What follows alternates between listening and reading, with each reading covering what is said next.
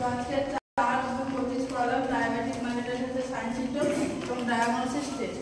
তো ফার্স্ট যেটা sign symptom হচ্ছে পেশেন্টের ক্ষেত্রে কি থাকছে, যে হচ্ছে হাইপারগ্লাইসেমিয়া থাকছে, গ্লুকোজ ইউরিয়া থাকছে। কারণ হচ্ছে গ্লুকোজের পরিমাণ যখন 180 থেকে বেশি যায় তখন সেটা গ্লুকোজটা কি হচ্ছে ইউরিনের সাথে আসে, তখন পেশেন্টের ক্ষেত্রে কী দেখা যায়, গ্লুকোজ ইউরিয়া দেখা যায়। এবং এখানে একটা 3P সাইন দেখা যায়, যেমন হচ্ছে যে কি পলিউরিয়া, পলিডিপসিয়া, পলিফেজিয়া। পলিউরিয়ার ক্ষেত্রে কি হয়, যে গ্লুকোজের পরিমাণটা কি হয় এখানে যেহেতু বেশি থাকে তাহলে কি ইউরিনের পরিমাণ বেশি হচ্ছে।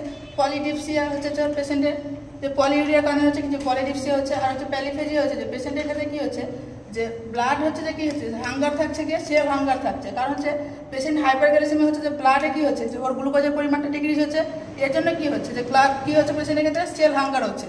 এখানে হচ্ছে যে ভিশন প্রবলেম দেখা যাবে, রেটিনোপ্যাথি দেখা যাবে, ফ্যাটিক হবে, ক্লান্তি হবে, পেশেন্টের ক্ষেত্রে উইকনেস হবে, অ্যাথেরোস্ক্লেরোসিস দেখা যাবে, পেশেন্টের ক্ষেত্রে অ্যাংজাইনা, চেস্ট পেন হবে বা এমআই হবে, মায়োকার্ডিয়াল ইনফেকশন দেখা যাবে। আর দেখা যায় যে ওরাল ইনফেকশন দেখা যায়, ভ্যাজাইনাল ইনফেকশন, এর সমস্ত সাইন সিম্পটম দেখা যায়।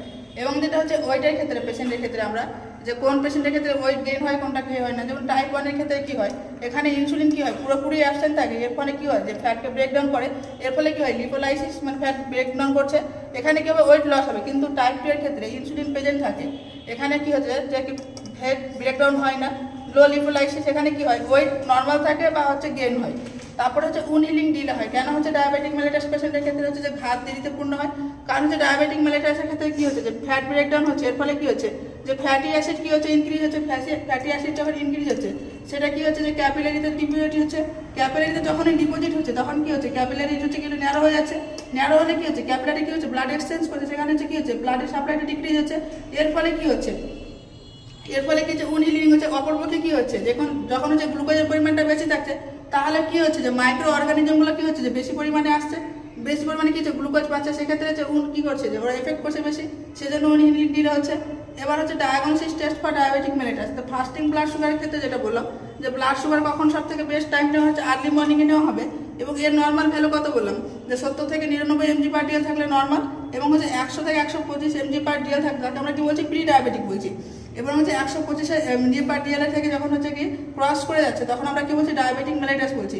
এখানে আরেকটা ওয়ার্ড যেটা ইউজ করলাম সেটা হচ্ছে 100 থেকে 125-এর মধ্যে হচ্ছে যে আমরা নর্মালি কি বলছি যে প্রি ডায়াবেটিক, মানে ডায়াবেটিকের আগের সাইন সিম্পটম।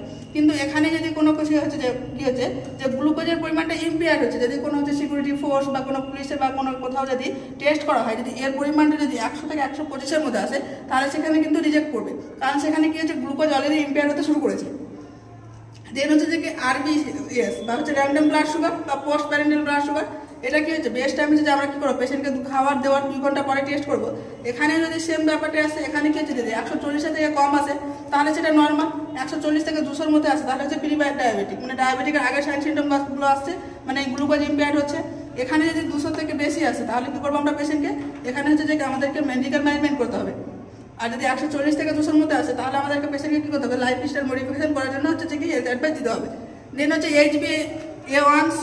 এটা কি হচ্ছে যে পেশেন্টের ক্ষেত্রে নর্মালি হচ্ছে কোনো পেশেন্ট যদি খেয়ে আসে এবং যদি ফার্স্ট আইডেন্টিফাই করে বলে যে আমার সাইন সিম্পটম যেগুলো হচ্ছে যে কি পেশেন্টের DDM-এর আসছে সেগুলো যদি আসে তাহলে পেশেন্টকে কী করতে হবে যে HbA1c কী করতে হবে সাজেস্ট করতে হবে। কারণটা কি এখানে হচ্ছে যে কি যে হিমোগ্লোবিনের সঙ্গে গ্লুকোজ কীভাবে বাইন্ড করছে, কারণ হচ্ছে হিমোগ্লোবিন আরও টাইপস থাকে, যেমন হচ্ছে ফিটাল হিমোগ্লোবিন, অনেক রকম টাইপস থাকে। এখানে কি হচ্ছে যে গ্লুকোজটা কী করছে কীভাবে হচ্ছে HbA1-এর সঙ্গে বাইন্ড করছে সেটা টেস্ট করা হয়। এটা কি করা হয় যে এটা হচ্ছে লাস্ট 3 মান্থস কীভাবে যে বাইন্ড করছে সেটা হচ্ছে কি হিস্ট্রি দিতে পারে।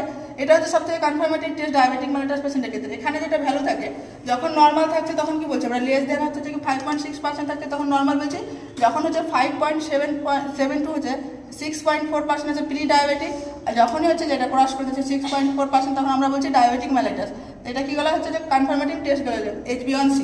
দেন হচ্ছে যে যদি আইডেন্টিফাই হয়ে যায় টাইপ কি হচ্ছে যে ডায়াবেটিক পেশেন্ট, এবার আমাদেরকে আইডেন্টিফাই করতে হবে যে টাইপ 1 না টাইপ 2। সেটার জন্য কি করা হয় যে সি পেপটাইড চেন টেস্ট করা হয়। এখানে কি করা হয় যে পেশেন্টের ক্ষেত্রে যে ডিফারেন্স করা হয় টাইপ 1 আর টাইপ 2 ডায়াবেটিসকে।